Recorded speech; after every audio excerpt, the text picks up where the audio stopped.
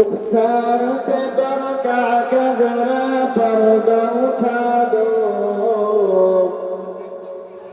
रुखसार से बरका का जरा पर्दा उठा दो। लिल्लाहि मुझे हुस्न खुदा दाद दिखा दो, लिल्लाहि मुझे हुस्न खुदा दाद दिखा दो। ऐ बहर करम सदका हुसैन बिन अली का, ऐ बहर करम सदका हुसैन बिन अली का। प्यासा हो मुझे शरबत दीदार पिला दो, प्यासा हो मुझे शरबत दीदार पिला दो। मजदूर हूँ मजबूर हूँ ऐ सैयद आलम, मजदूर हूँ मजबूर हूँ ऐ सैयद आलम। दीदार दिखाते नहीं आवाज सुना दो, दीदार दिखाते नहीं आवाज सुना दो।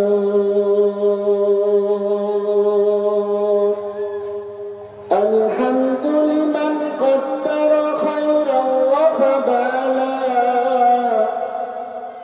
الحمد لمن قدر خيرا وخبالا، والشكر لمن صور حسنا وجمالا، والشكر لمن صور حسنا وجمالا। আজ থেকে বহু বছর আগে এই দুনিয়ার বুকে ইসলাম নাম ছিল না কোথাও কোনো মানুষের মুখে। মন্দিরে সমুদাকিত ঘণ্টা ছিল না আজানধ্বনি, এ জগতে এসেছিলে তুমি সাধক রপ্তানি। মানুষের মাঝে মানুষ রূপে জন্ম নিয়া, ওরে মানুষের মাঝে মানুষ রূপে জন্ম নিয়া, মানুষের মন করিলা জয়। কোরআন দিয়া হাদিস দিয়া অন্তর দিয়া মন্তর দিয়া নয়, সবাই কালিমা পড়িলা সুবহানাল্লাহ আলহামদুলিল্লাহ আল্লাহু আকবার বলি। এগুলো আমরা বলি না বলেন তো? এগুলোর কেমন সওয়াব দেখেন। একটা শব্দ ধরেন সুবহানাল্লাহ, এই সুবহানাল্লাহর এত সওয়াব। মুসলিম শরীফের মধ্যে হাদিস আছে, বুখারী শরীফের মধ্যে হাদিস আছে। আল্লাহর রাসূল সাল্লাল্লাহু আলাইহি ওয়াসাল্লাম বলেছেন তামলাউল মিজান, কোন মানুষ যদি একবার সুবহানাল্লাহ বলে আল্লাহ তাআলা এত সওয়াব দান করে, ওই সওয়াব এত হয় যে মিজানের পাল্লা ওই সওয়াবের দ্বারা ভরে ভরে দেয়। বলেন সুবহানাল্লাহ। তাহলে কত সওয়াব আল্লাহ তাআলা দান করে।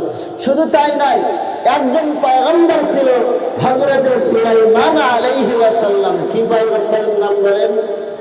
সুলাইমান আলাইহি ওয়াসাল্লাম। হযরত সুলাইমান আলাইহি ওয়াসাল্লামকে আল্লাহ অনেক মুজিজা দান করেছিলেন। তার মধ্যে একটা মুজিজা হলো আল্লাহ তাআলা ওনাকে একটা সিংহাসন দিয়েছিলেন। সিংহাসনটা এমন ছিল, ওই সিংহাসনের মধ্যে তেল লাগতো না, সিংহাসন চলার জন্য তেল লাগতো না, কোনো মডেল লাগতো না।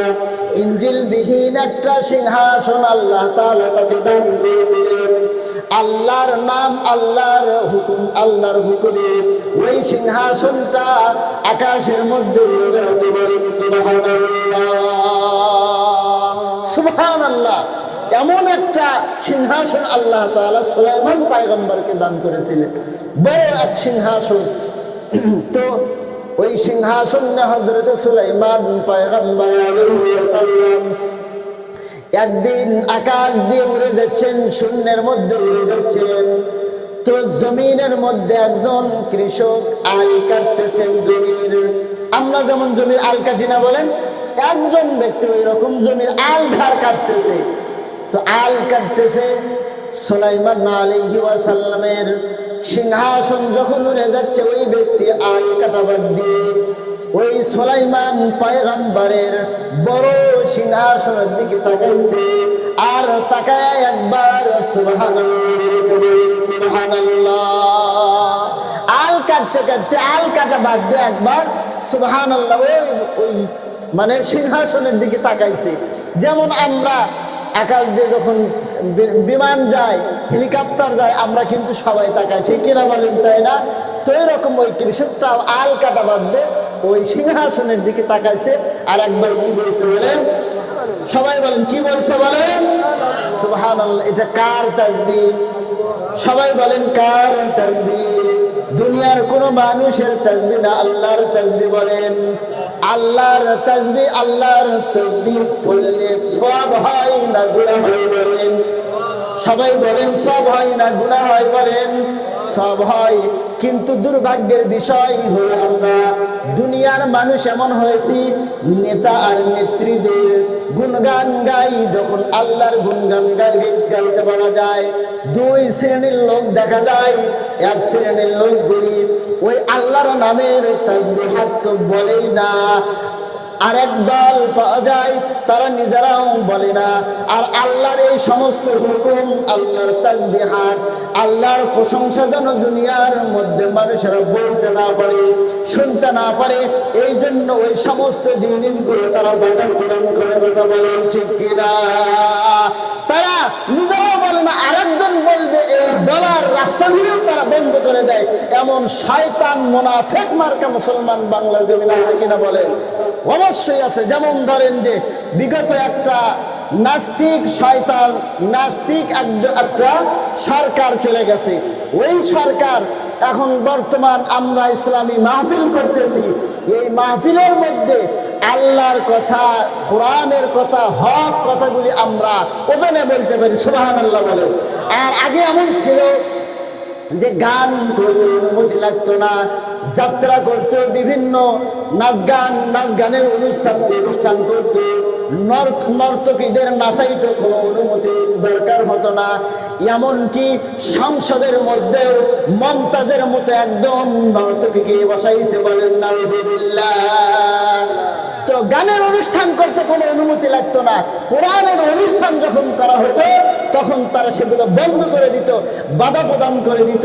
আল্লাহ তাআলা এমন খেলা দেখাইছে, এই বাংলার জমিন পবিত্র একটা জমির, শাহজালালের পূর্ণভূমি।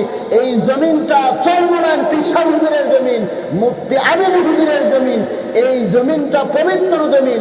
যারা কোরআনের বিরোধিতা করবে, আলেম ওলামাদের বিরোধিতা করবে, মাদ্রাসার বিরোধিতা করবে, তাফসীর মাহফিলের বিরোধিতা করবে, এই জমিনে তাদের জায়গা হবে না। কথা বলেন ঠিক কিনা? এই জমিনে তাদের জায়গা হবে না। তার প্রমাণ 5 আগস্ট ওই শয়তান, যেই শয়তান কোরআনের মাহফিল বন্ধ করত, আলেম ওলামা দেখলে ওই শয়তানের গা জ্বলে যেত। আল্লাহ তাআলা ওই শয়তানকে 5 তারিখে জমিনের উপর দিয়ে পালানোর সুযোগ দেয় নাই, আসমান দিয়ে হেলিকপ্টার দিয়ে পালাইয়া দাদার দেশে যেতে বাধ্য হতে। কথা বলেন ঠিক কিনা? আমরা এমন শয়তানকে অনুসরণ করছি। নবী আলাইহিস সালামকে নেতা মানতে হবে, দুনিয়ার কোন নেতা নেত্রীকে আমাদের নেতা মানা, দুনিয়ার কোন মানুষকে আমাদের নেতা মানা।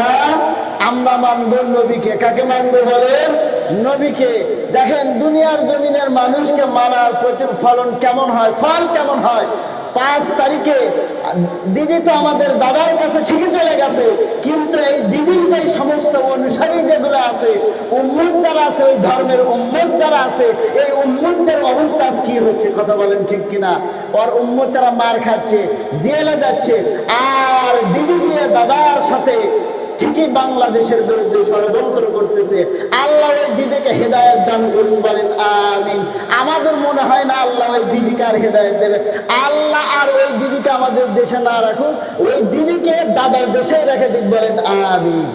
তো যাই হোক, আমরা যে জায়গায় বলতেছিলাম, হযরত সুলাইমান আলাইহিস সালাম সিংহাসনে উড়ে যাচ্ছে একজন কৃষক মানুষ। কি বলেছিল বলেন? সুবহানাল্লাহ বলেছে। সুবহানাল্লাহ বলার সঙ্গে সঙ্গে বিরাট আকারে সিংহাসন জমিনের মধ্যে নেমে পড়েছে। বলেন সুবহানাল্লাহ। अगर गीती सदा सरबाद गिराद चिरागे मुकबिला हरगज़ नमीराद चिरागे मुकबिला हरगज़ नमीराद। আল্লাহু আকবার বলেন। কৃষকটা সুলাইমান পয়গম্বরকে দেখে, অত বড় সিংহাসন দেখে ভয় পেয়ে গেছে। সুলাইমান আলাইহিস সালাম অত বড় সিংহাসন থেকে নেমেছেন। নামার পর কৃষকের কাছে গেছে, গিয়ে ডাক দিয়ে বলতেছে, আল্লাহর বান্দা কৃষক, তুমি আমার সিংহাসন দেখে কি বলেছো বলো।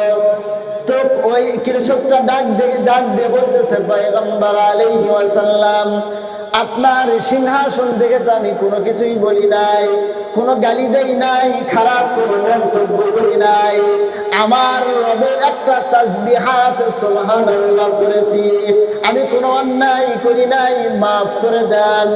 ডাক দিয়ে বলতেছে সুলাইমান পয়গম্বর, ওগো আল্লাহর বান্দা, তোমাকে তো আমি খারাপ কিছু বলার জন্য, তোমাকে শাস্তি দেওয়ার জন্য তো আমি নামি নাই, তো তোমার সঙ্গে একটা চুক্তি বিনিময় করতে চাই। ডাক দিয়ে বলে, আল্লাহর পয়গম্বর, কি চুক্তি বিনিময় করতে চান? ডাক দিয়ে বলে, তুমি যে সুবহানাল্লাহ বলেছো, এই সুবহানাল্লাহ বলার নেকিটা আমাকে তুমি দিয়ে দাও, আর আমার সিংহাসনটা তুমি নিয়ে নাও। বলেন সুবহানাল্লাহ। তুমি যে আমার সিংহাসন থেকে সুবহানাল্লাহ বলেছো, এই সুবহানাল্লাহ বলার যে নেকি, এটা আমাকে দিয়ে দাও, আর আমার সিংহাসনটা তুমি নিয়ে নাও। কৃষক ডাক দিয়ে বলতেছে, ভাই, ওগো আল্লাহর পয়গম্বর, আপনার সিংহাসনের চাইতে কি আমার সুবহানাল্লাহর দাম বেশি? আল্লাহর পয়গম্বর সুলাইমান ডাক দিয়ে বলতেছে, শুধু বেশি নয়, এক পাল্লাই আল্লাহ তাআলার 7 তবক আসমান, 7 তবক জমিন রাখা হয়। আমার সিংহাসন সহ সারা পৃথিবীর মধ্যে যা কিছু আছে সব কিছু যদি রাখা হয়, আর এক পাল্লাই যদি তোমার সুবহানাল্লাহ বলার নেকি রাখা হয়, পাল্লাই টান দিলে দেখা যাবে তোমার সুবহানাল্লাহর দাম আল্লাহর কাছে বেশি হবে। বলেন সুবহানাল্লাহ।